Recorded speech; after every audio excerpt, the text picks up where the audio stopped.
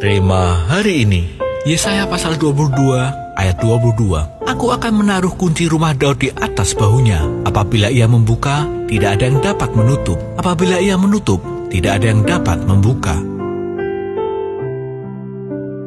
Jika Anda meninggal hari ini, di mana Anda akan berada dalam kekekalan nanti? Alkitab berkata, pilihannya adalah surga atau neraka.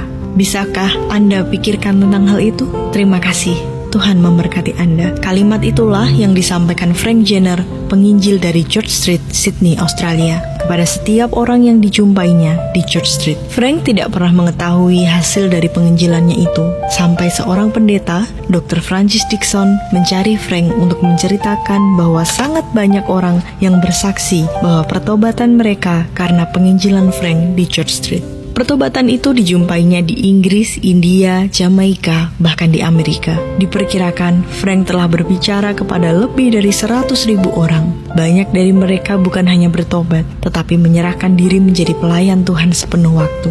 Hal itu dilakukan Frank dalam masa perang maupun damai, masa baik dan buruk, selama 28 tahun sampai penyakit Parkinson memaksanya untuk berhenti.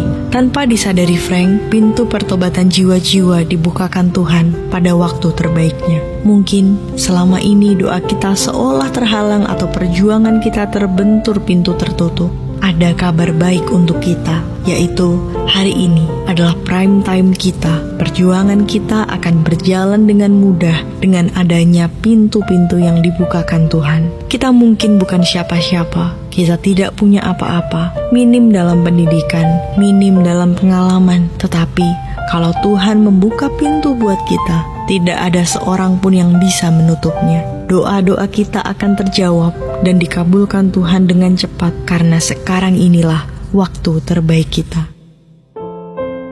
Doa atau perjuangan apakah yang belum Anda dapatkan sampai hari ini? Pintu tertutup dalam bentuk apakah yang Anda hadapi? Apa persiapan Anda saat prime time Anda tiba dan Tuhan bukakan pintu-pintu tertutup bagi Anda? Tuhan Yesus, kami percaya apa yang kami doakan telah Engkau dengar. Sekalipun ada pintu yang tertutup bagi kami, tetapi kami percaya Engkau bukakan pintu-pintu lain yang lebih baik bagi kami. Di dalam nama Tuhan Yesus, kami berdoa.